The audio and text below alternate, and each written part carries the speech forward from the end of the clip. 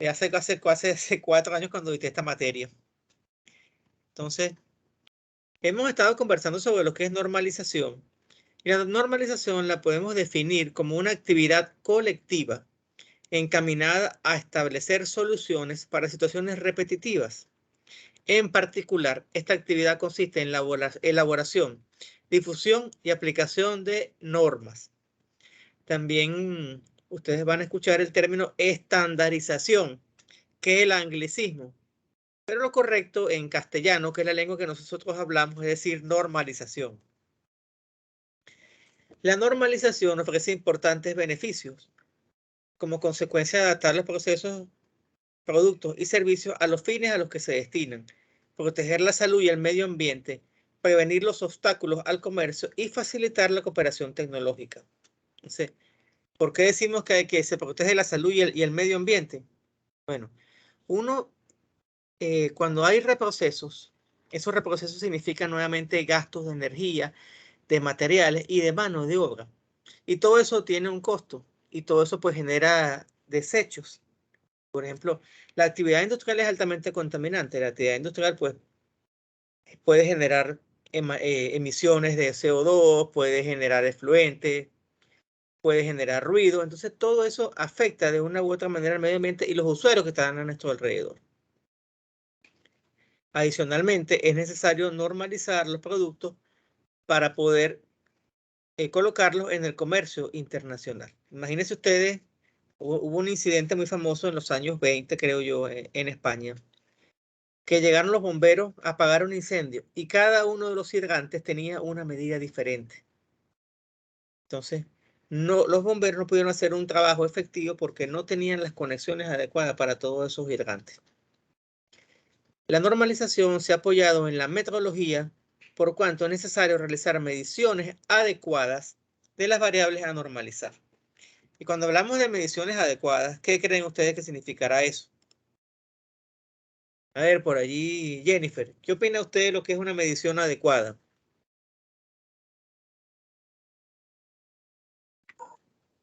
Bueno, una medición adecuada es aquella que estarían haciendo correctamente, profe, con las medidas y dimensiones que solicitan.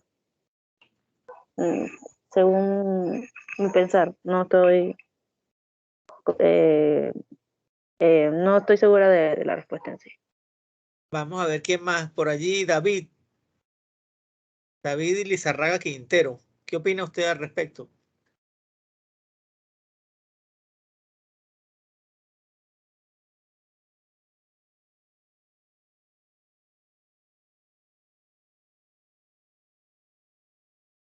Bueno, yo, en mi pensar, yo pienso que una medida adecuada sería lo más precisa que se pueda, ¿no? Ujú. Con respecto a los estándares. Medir de forma adecuada implica medir correctamente. Implica utilizar el instrumento adecuado para esa medición y bajo los criterios establecidos. Por ejemplo, si ustedes tuvieran que medir, por ejemplo, si ustedes tuvieran que medir una habitación, las dimensiones de una habitación, ¿con qué lo medirían ustedes? Una cinta. métrica. Con una cinta métrica, que es digamos que es el instrumento más básico de medición en construcción. También pudieran utilizar un medidor láser, que hay de muchas marcas que son excelentes y que tienen la ventaja de que simplifican la medición. Pero yo no voy a ir, por ejemplo, a medir un área, a tomar las dimensiones para calcular un área y voy a ir a medir con una regla de las que usa mi hijo. ¿Por qué? Porque sencillamente no es el instrumento adecuado.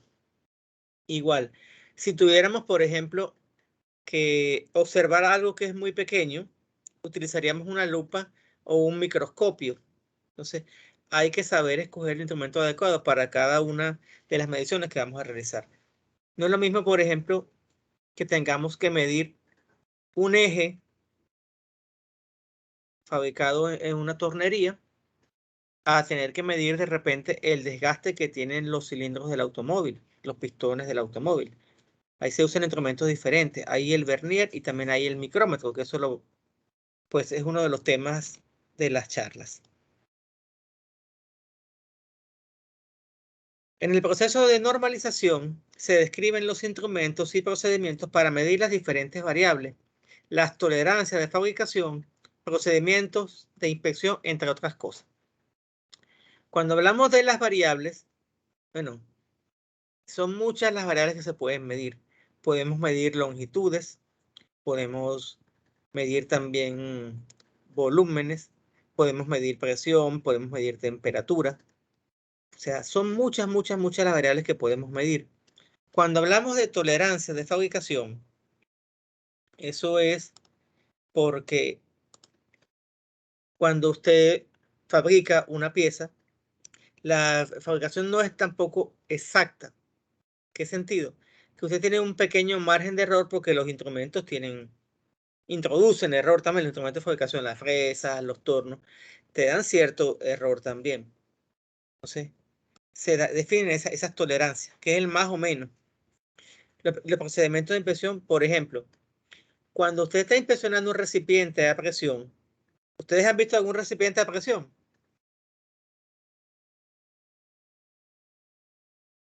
¿Han visto algún recipiente a presión en su vida? ¿No? Sí, el cilindro. ¿Un recipiente de qué? ¿De presión? Un recipiente a presión. La olla de presión. La olla de presión no es un recipiente de presión. Hay otros muy cercanos que ustedes tienen allí todos los días y que los ven todos los días seguramente. Un tanque de gas, profe. Muy bien. El tanque de gas es un recipiente a presión. Entonces, esos recipientes a presión son inspeccionados de acuerdo con las normas de la ASME. Y esas normas te indican el procedimiento, por ejemplo, para revisar los cordones de soldadura. La ASME también, la ASME en lo que es el diseño mecánico de recipientes a presión, tiene toda una serie de normativas que deben cumplirse para garantizar que ese recipiente pueda obtener posteriormente la certificación o estampe ASME.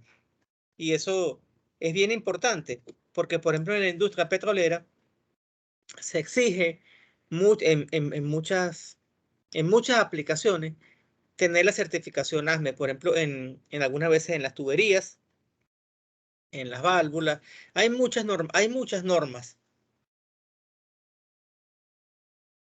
Por ejemplo, para la recolección de muestras de aguas residuales, se ha normalizado el procedimiento que debe aplicarse. Entonces, usted puede que sepa hacer el trabajo, por ejemplo, en un laboratorio. Los laboratorios se encargan de hacer esa recolección de aguas residuales para analizarla y obtener los permisos de descarga al ambiente por parte de las empresas, que son las que emiten esas descargas de aguas residuales. Entonces, hay un proceso normalizado de cómo debe recogerse esas muestras. Usted puede que haga el trabajo, pero si usted no sigue ese procedimiento, entonces ya eso allí, pues, usted no va a obtener esa certificación como un laboratorio acreditado. Para Eso la calidad. garantiza un buen servicio. Para la calidad. Si no lo Diga. Y si no lo certifican, no lo penalizan también. Bueno, mire, cuando usted pide, por ejemplo, en ese caso, cuando usted va a solicitar un permiso de descarga de aguas residuales al medio ambiente, bien sea que usted descargue a una quebrada o al mar, la autoridad de ambiente, que ahora es Ministerio de Ambiente, le va a pedir a usted que usted lleve ese análisis por un laboratorio certificado. Si ese análisis no está hecho por un laboratorio certificado, usted no le dan el permiso de descarga y también le pone una multa.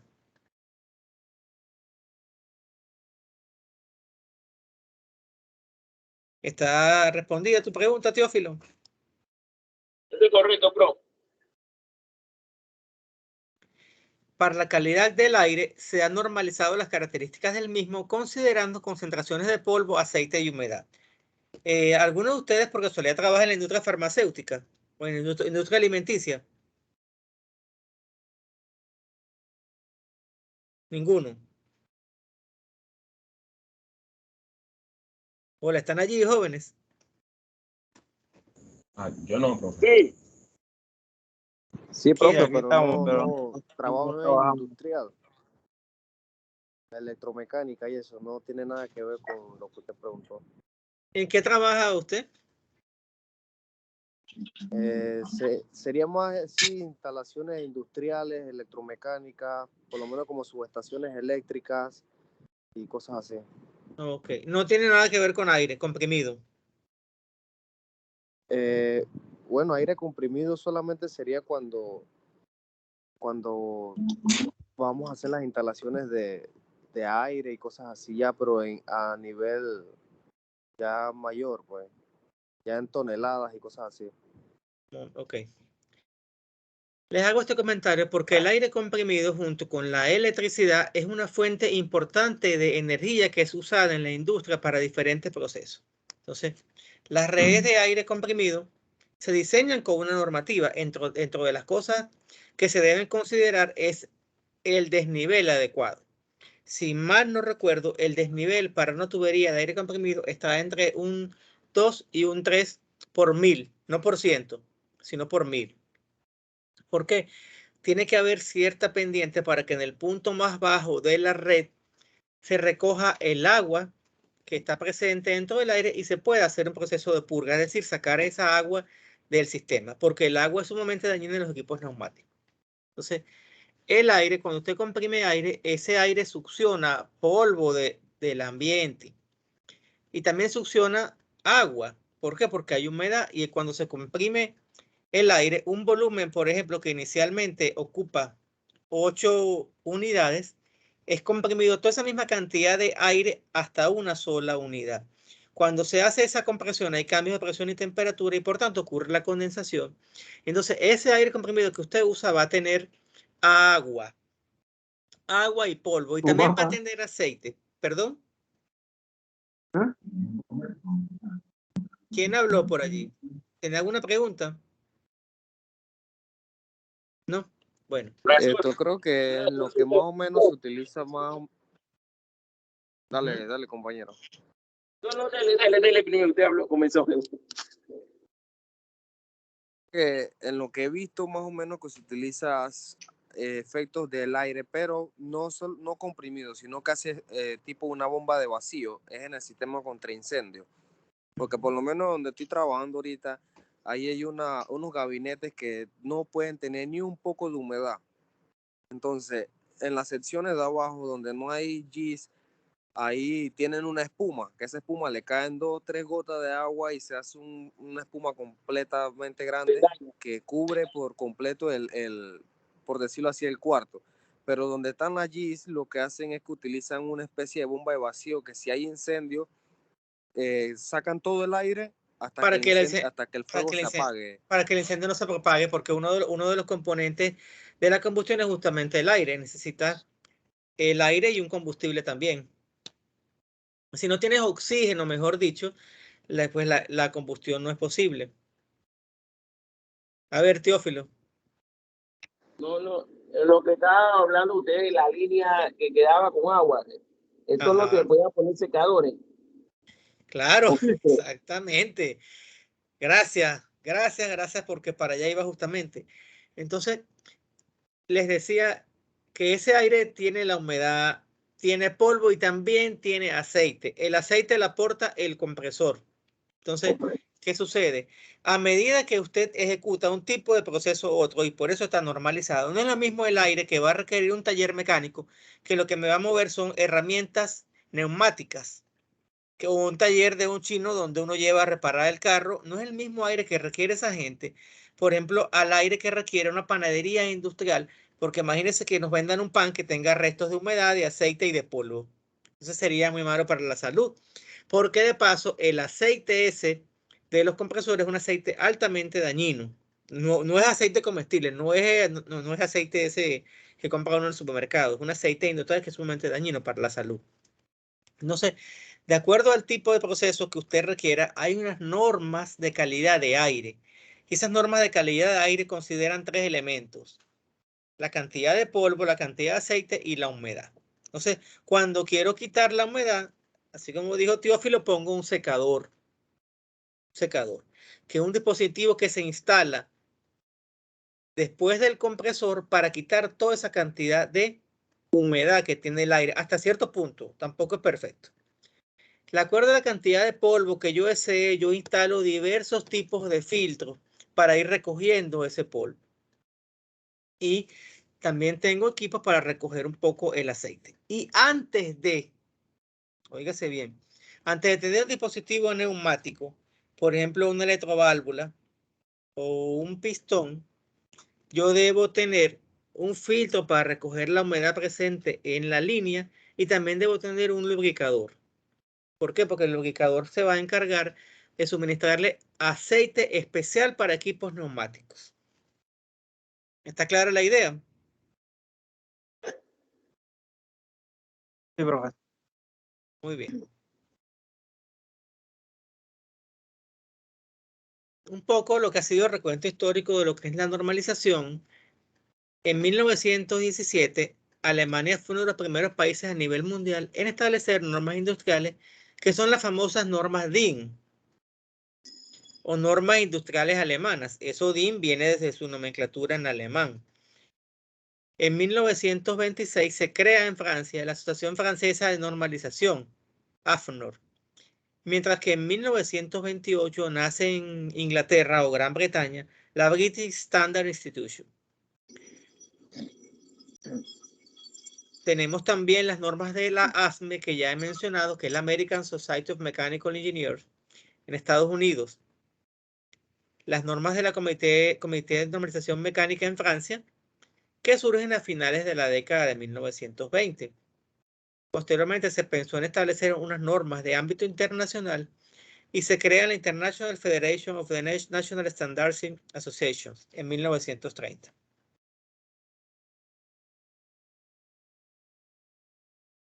La normalización la podríamos entender como una serie de prescripciones generales, normas que se establecen en los países para alcanzar un desarrollo sostenido y racionalizar la producción. Es decir, que la producción sea racional, ordenada, eficiente, haciendo un uso adecuado de los factores de producción. Los factores de producción son tres. Por una parte tenemos la tierra o recursos naturales o materias primas. Tenemos los bienes de capital, que son los equipos, por ejemplo, las instalaciones industriales, y el trabajo o mano de obra. Eso desde el punto de vista de la economía clásica son los tres factores de producción. Cuando se hace la normalización, se quiere ordenar lo que no está ordenado, establecer lo que no está establecido.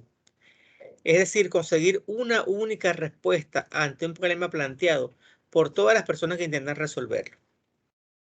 Con ello, se persigue evitar gastos innecesarios, aumentar la rentabilidad de todos los procesos, ya que vamos a disminuir el tiempo empleado en la resolución de los mismos, entre otros. ¿Sí? Si ustedes son suficientemente observadores, verán que en muchos procesos que nos enfrentamos el día a día hay un procedimiento.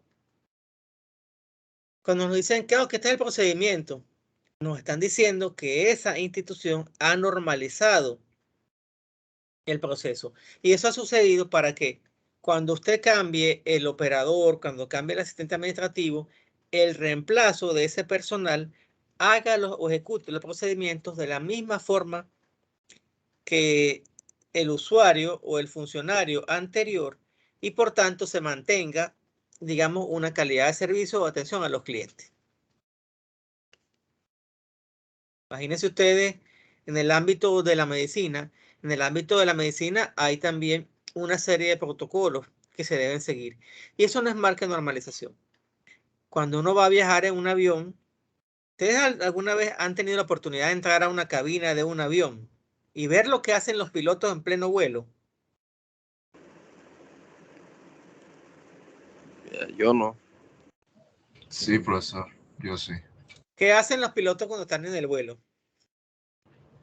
La última vez que lo vi fue como si midieran la distancia entre la posición actual y la posición donde esté el aterrizaje. Entiendo. ¿Quién más?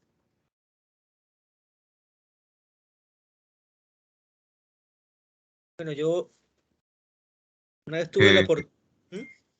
Por favor.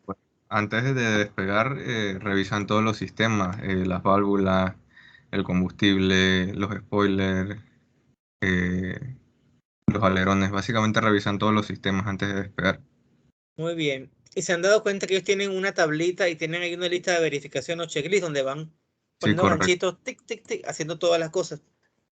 Bueno, yo una vez tuve la oportunidad de estar en un vuelo o estaban haciéndole un examen a una piloto, a una muchacha. Entonces estaba el examinador era pues ya una persona ya de bastante experiencia. Entonces él era con su checklist en la mano, tac, tac, tac, tac, anotando todo lo que ella hacía, la estaba evaluando. Entonces, ¿por qué? Porque es importante. Imagínense que no se haga esa verificación y haya un problema en pleno vuelo. Inclusive he tenido pues experiencias en las cuales he estado volando y de repente el piloto dice, nos tenemos que devolver. Bueno, nos devolvemos. Y resulta que no, es que se presentó una falla con el equipo de radio. Resulta que es importante que un avión tenga bien su equipo de radio para poder comunicarse con las diferentes torres de control que él se va a encontrar en el camino.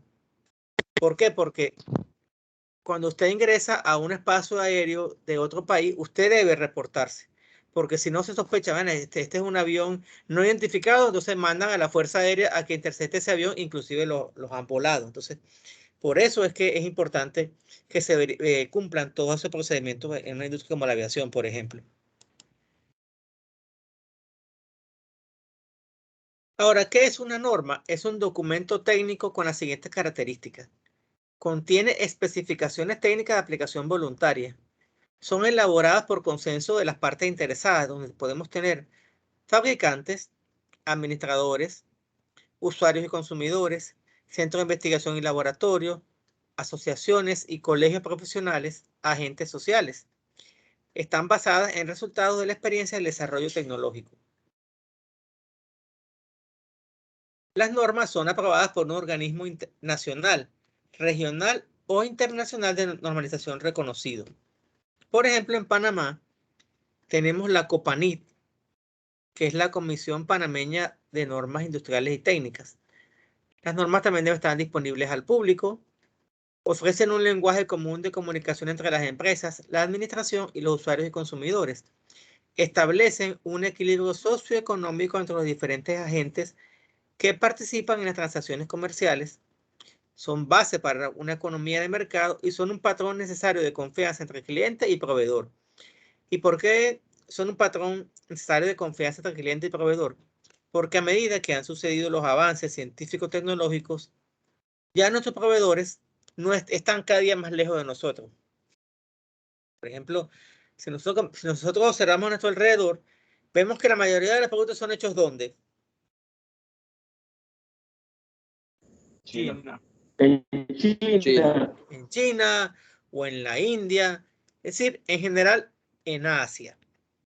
Entonces, ¿cómo hacemos nosotros para reclamarle a un productor que esté en China? Es prácticamente imposible.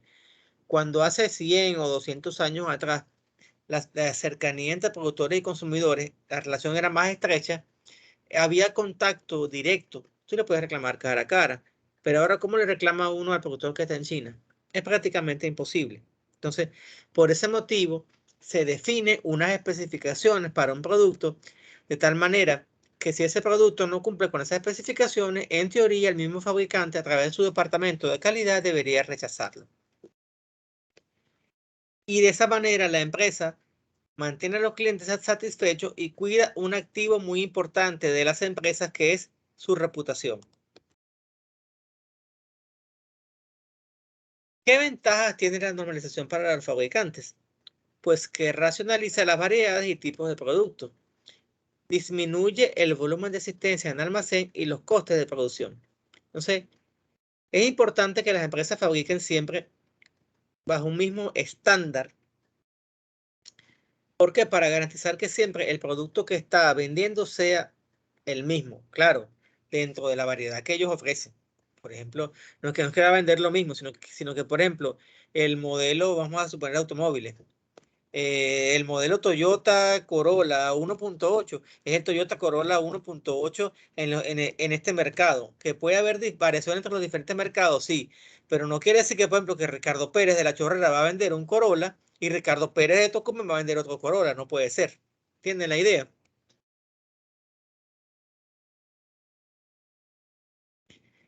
mejora la gestión y el diseño, agiliza el tratamiento de los pedidos.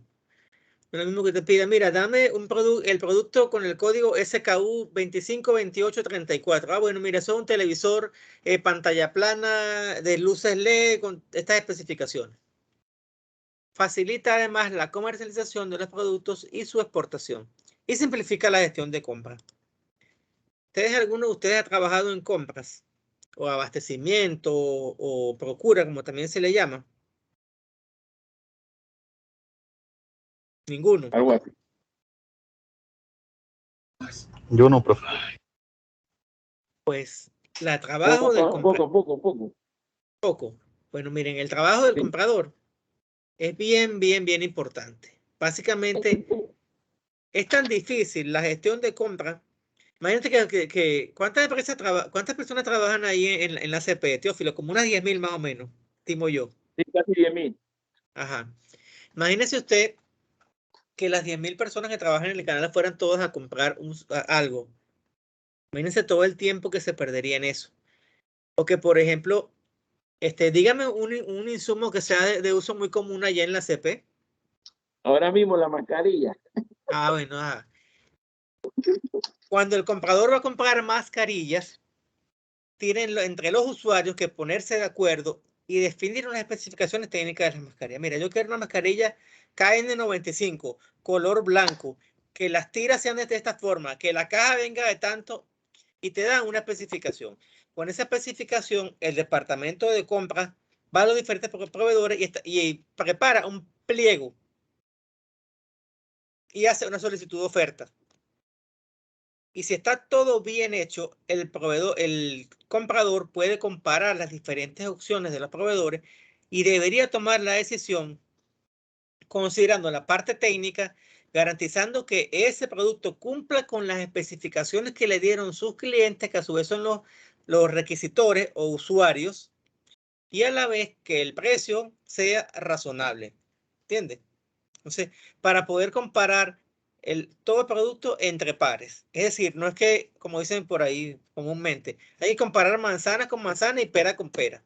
Si usted compara una manzana con una pera, pues, ¿cómo se toma la decisión? ¿Entiende la idea? Entonces, y de paso, eso facilita la gestión no solamente del comprador, sino del almacenista.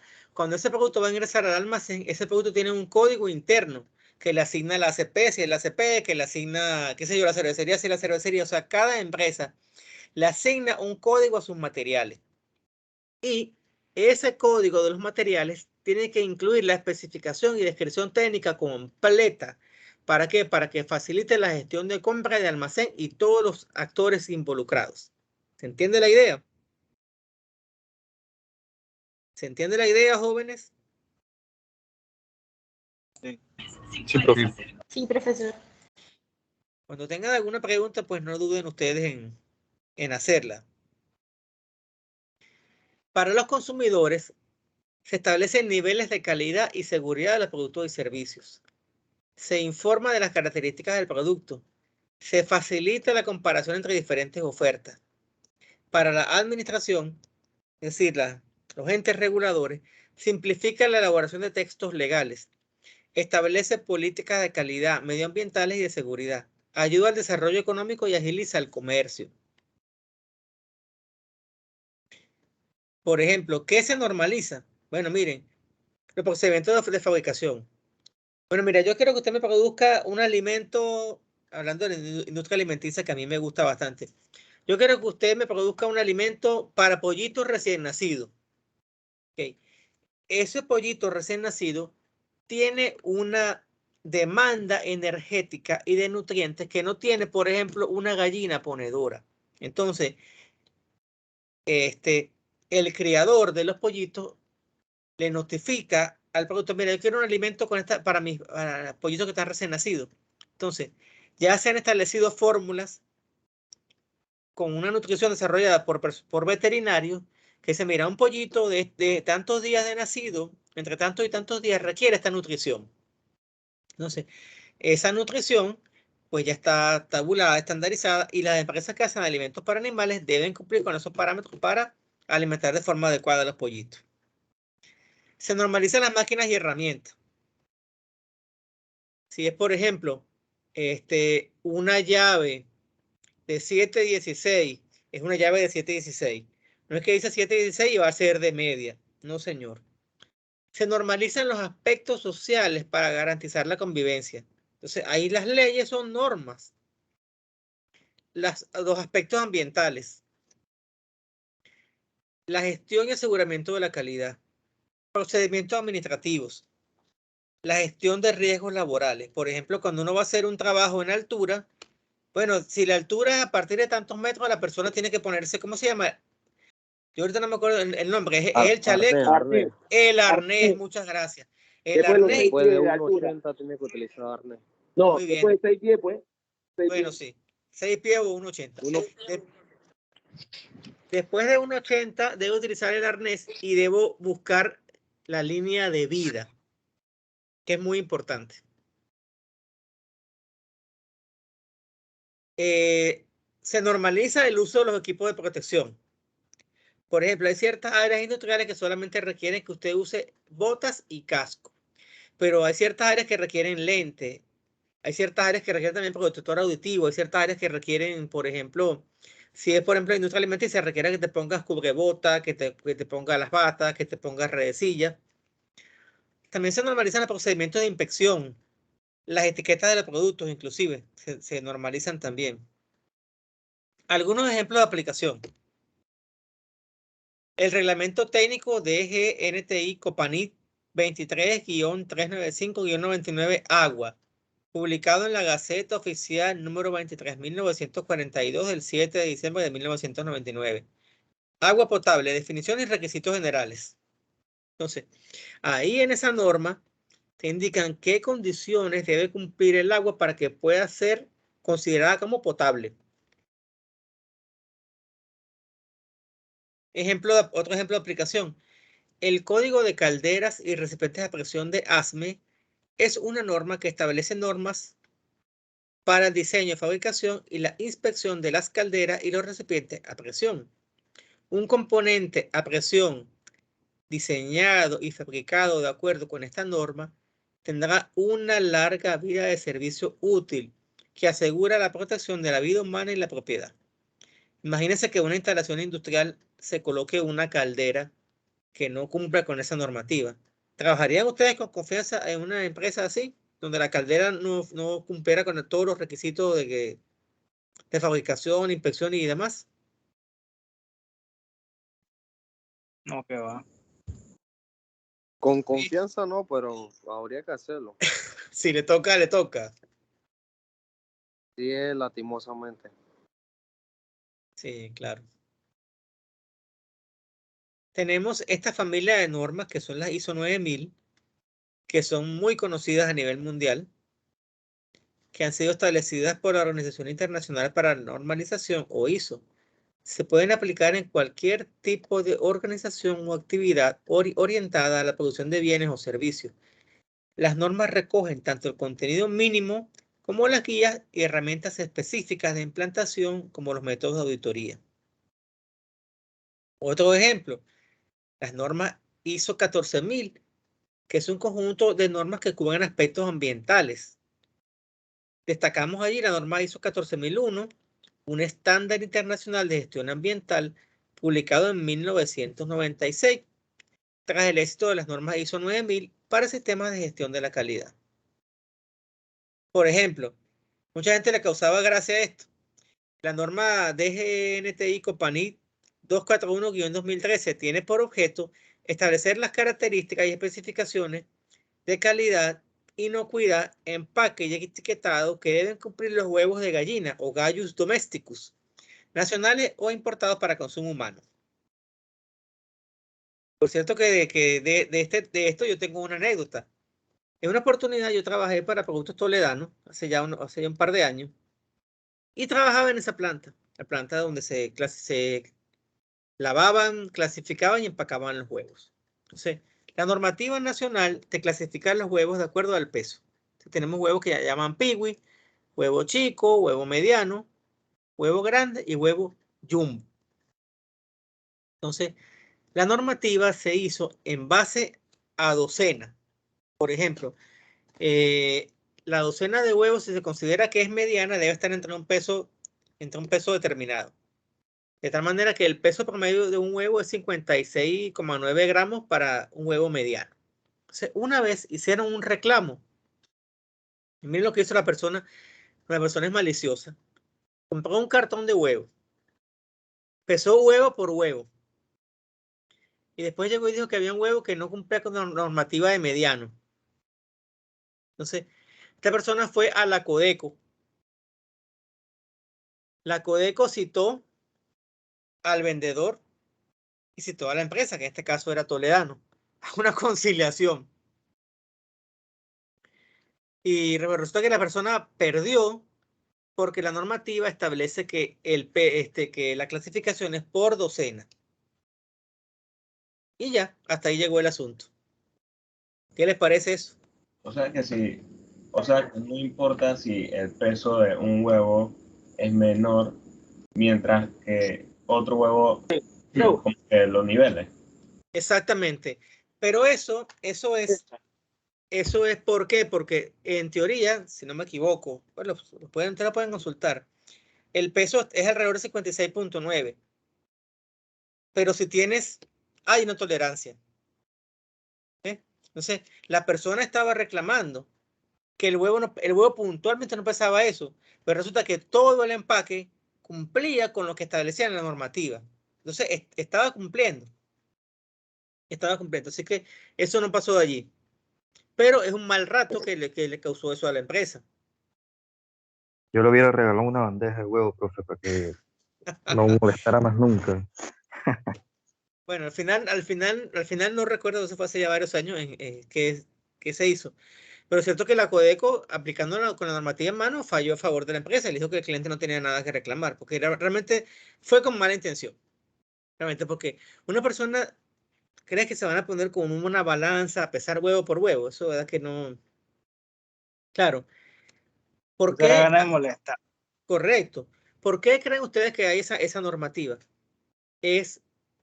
Bueno, hay las tolerancias porque los equipos, las balanzas que se utilizan para determinar la masa de cada uno de esos huevos también tienen sus errores. ¿Okay? Claro, después de eso, el equipo se compone un equipo mucho más nuevo, más sofisticado, más todo lo que ustedes quieran, cuyos, ¿cómo se llama? Cuyas exigencias, cuyas especificaciones permiten cumplir con exceso la norma. De tal manera que ahorita en el país la mejor planta de clasificación de huevos la tiene la empresa Toledano. Profe, ahí esos instrumentos de medición y de peso son calibrados por personas o trabajadores específicamente en esa área. Ok, tú tienes internamente, tienes tus patrones. ¿Ok? Tienes tus patrones. Por ejemplo, el fabricante te da a ti un patrón para que tú calibres, en este caso son celdas de carga, para que tú calibres esas celdas de carga con un patrón. Y lo mismo se hace, por ejemplo, cuando se inspecciona lo que es contenido de partículas metálicas en los alimentos y en los fármacos. Te dan unos patrones que tú utilizas para calibrar. Eso es a nivel interno. Pero a nivel legal existe una institución que se llama Metrología Legal que te exige que tú cumplas con esas calibraciones, y hay empresas que están certificadas y que, si no me equivoco, cada 6 meses hacen esas inspecciones y certifican que tú estás cumpliendo que tus equipos están calibrados de forma adecuada. Ok, gracias. A la hora. Entonces, ustedes ven que algunas estaciones de combustible te hacen mucho hincapié en eso. Aquí te damos el litro completo, pero realmente es algo que todas las empresas que prestan ese tipo de servicios tienen que tener sus equipos de medición calibrados para otorgarle al cliente lo que realmente están prometiendo. Entonces, aquí en esta siguiente lámina vemos otros ejemplos de aplicaciones que eran casos prácticos, pero estos los vamos a asignar más adelante. Esto era una asignación antigua, pero entre los ejemplos que colocábamos en ese momento, la normativa de agua potable Copanit Entonces un grupo explicaba cuál era el objeto de la norma, las definiciones, requisitos técnicos, procedimientos de control y método de aplicación. Esto para ir sabiendo lo que contenían esas normas. También lo tenemos para aguas residuales, para huevos de gallina y para tanques de gas doméstico, porque son, digamos, que normativas que forman parte de nuestra vida diaria. ¿Una pregunta? Pero eso donde usted dice gas doméstico, ¿a qué le llama gas doméstico? ¿A los 25 o los 100? Esta, si no me equivoco, es para los de 25. Ah, ya. Ok. Pero, ¿Alguna? Diga. profesor, estaba leyendo lo que usted envió. Y el plan de evaluación es el trabajo final. Déjame revisar. ¿Me escuchó? Sí. Si no me equivoco, si mal no recuerdo, tenemos un trabajo final en el cual vamos a normalizar un procedimiento de la empresa donde ustedes trabajen o la empresa que ustedes escojan. Ah, ya. Entonces, el plan de evaluación. Entonces, ¿Cómo dijo? ya. El plan de evaluación, eso es lo que dice el título. Ajá, eso lo dice en el plan de evaluación. Déjame buscar acá rápidamente. Eso está en la lección número 3, que está ese plan de evaluación.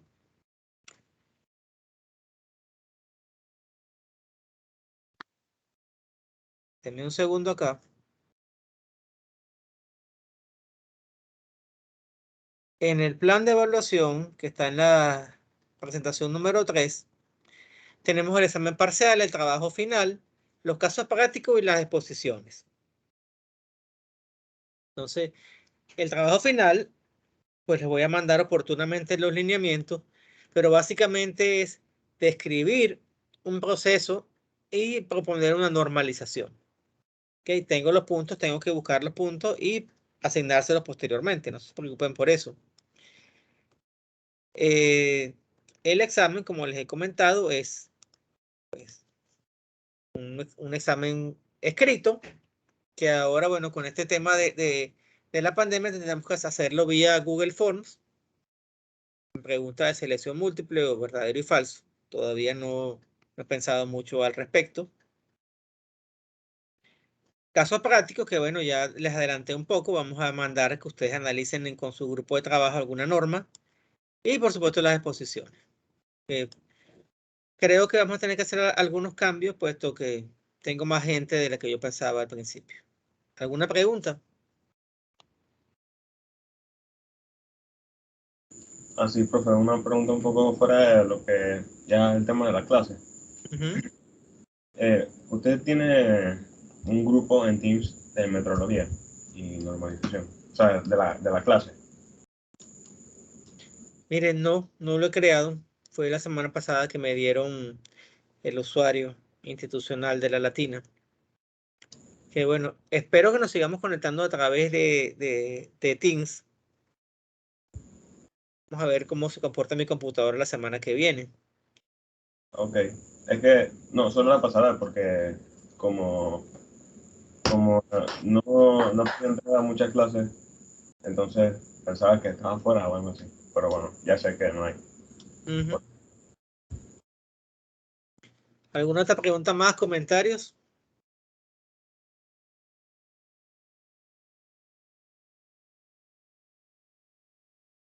Profe, respecto al examen, al parcial final que habla sobre la empresa, ¿cuáles serían los puntos a tocar o más o menos sobre qué habría que investigar? Bueno, ese es un trabajo donde yo les voy a pedir que describan un proceso y una propuesta de normalización.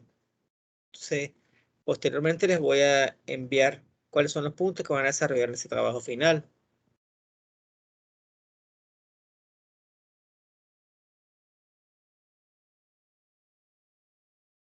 Yo les pregunto a ustedes una cosa. Todo este grupo es de ingeniería comercial, si no me equivoco, ingeniería industrial. Ya va, Mecatrónica. Yo soy ingeniería mecatrónica. Yo soy de mecatrónica. Usted es de mecatrónica, pero también tengo gente que es de ingeniería comercial. Yo soy de ingeniería industrial. Y de ingeniería industrial. Bueno, Yo no distingo mucho entre ingeniería industrial y ingeniería comercial y les explico por qué. Les explico por qué yo no distingo mucho, porque para mí persiguen objetivos muy similares. Lo único que tienen una orientación un poquito diferente en algunas asignaturas. Pero la ingeniería industrial, la ingeniería comercial, la ingeniería de organización, como también le llaman en España, es un ingeniero pues, que está dedicado a ver las organizaciones como un todo y a buscar lo que son, por ejemplo, procesos de mejora, entre otras cosas. Entonces, ese ingeniero comercial o industrial trabaja en la parte administrativa, en la parte de compra o procura o abastecimiento. Trabaja muchas veces en la parte de lo que es normalización, gestión del conocimiento. Esas son áreas en las cuales es fuerte lo que es el tema de la ingeniería industrial. Entonces, la normalización está también enmarcada dentro de lo que se llama la gestión del conocimiento y es precisamente recopilar todo ese conocimiento de los procedimientos administrativos que se realizan en una empresa para que quede por escrito. ¿Entienden? Entonces, justamente la normalización te obliga a que tú hagas un manual de normas y procedimientos y eso es para que ese conocimiento no se pierda. Y allí ustedes se consiguen, por ejemplo, con que la descripción de los cargos. Entonces, mira, vamos a suponer, yo necesito un electricista. Entonces, necesito un electricista que tenga este perfil, mejor dicho. Necesito un mecánico industrial, tiene que tener este perfil. Eso también se va normalizando. De tal manera que cuando Recursos Humanos necesita hacer una selección de personal, tiene ya las especificaciones de ese perfil. Entonces, fíjense que no es nada más que para máquinas y herramientas, es también en el proceso administrativo. ¿Algún comentario, pregunta, inquietud? ¿Alguien más por allí?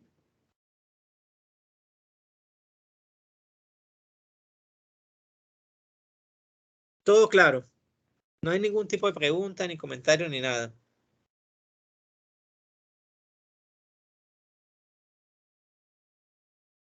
Profe, le mando la grabación al correo. Por favor. Me envía la grabación al correo para poder publicarla entonces en YouTube y compartir posteriormente el enlace para YouTube. Okay. Bueno, jóvenes, muchas gracias por su atención. Disculpen ustedes los inconvenientes que tuvimos al principio de la clase.